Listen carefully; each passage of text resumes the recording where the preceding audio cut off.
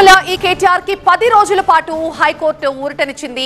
ఈ 30వ తేదీ వరకు అంటే మరో 10 రోజుల వరకు కేటీఆర్ ని అరెస్ట్ చేయొద్దని కోర్టు ఆదేశించింది. అలాగే ఈ కేసుకి సంబంధించి ఇన్వెస్టిగేషన్ కొనసాగించవచ్చని కూడా కోర్టు తెలిపింది. అండ్ కేటీఆర్ కూడా ఇన్వెస్టిగేషన్ కి సహకరించాలని చెప్పింది. 10 రోజుల వరకు అయితే కేటీఆర్ ని అరెస్ట్ చేయబోరు. ఈ నెల 30 లోపు ప్రభుత్వం కూడా కౌంటర్ దాఖలు చేయాలి.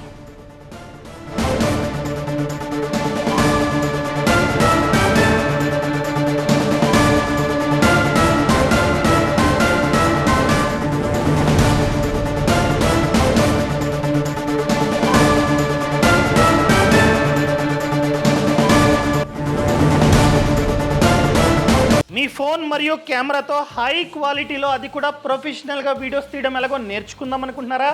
అయితే ఫ్రీడమ్ యాప్ని డౌన్లోడ్ చేసుకోండి.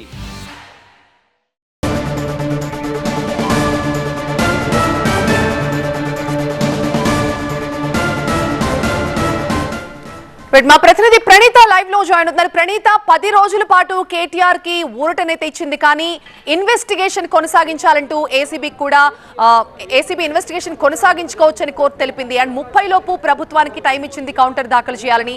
సో ఈ తదుపరి పరిణామాలు ఎలా ఉండబోతున్నాయి?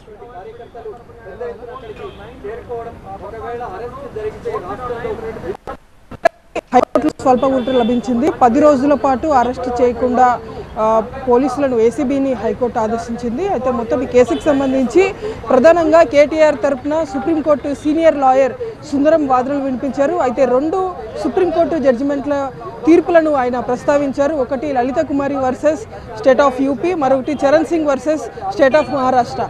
ఈ 2 జడ్జిమెంట్లలో కూడా ఎఫ్ఐఆర్ అంటే ఒక ఫిర్యాదు పోలీసులకు అందిన వెంటనే 3 నెలల్లోపు దానికి సంబంధించిన ఇన్వెస్టిగేషన్ జరిపి ఎఫ్ఐఆర్ నమోదు చేయాలి. కానీ ఇక్కడ మొత్తం ఈ 2 తీర్పులకు విరుద్ధంగా ఎఫ్ఐఆర్ అందినటువంటి ఫిర్యాదు అందినటువంటి వెంటనే 1 రోజు వ్యవధిలోనే ఎఫ్ఐఆర్ చేశారు అనేటువంటిది ఆయన తన వాదన వినిపించారు. సో దీనిపైనే ప్రధానంగా ఈరోజు కోర్టు ఈ ఇంటర్మ్ ఆర్డర్ని కూడా ఇచ్చినట్టు తెలుస్తుంది. మరోవైపు ప్రభుత్వం తరఫున అడ్వకేట్ జనరల్ సుదర్శన్ రెడ్డి ఒక కీలక వాదన వినిపించారు. అయితే ఎక్కడ కూడా అగ్రిమెంట్ లేకుండానే రాష్ట్ర ప్రభుత్వ ఖజానా నుండి కోట్ల రూపాయల డబ్బులను కేటీఆర్ సంతకంతోనే ఎఫ్ఈఓ సంస్థకు మళ్లించారు అనేటువంటిది ప్రధాన అభియోగం.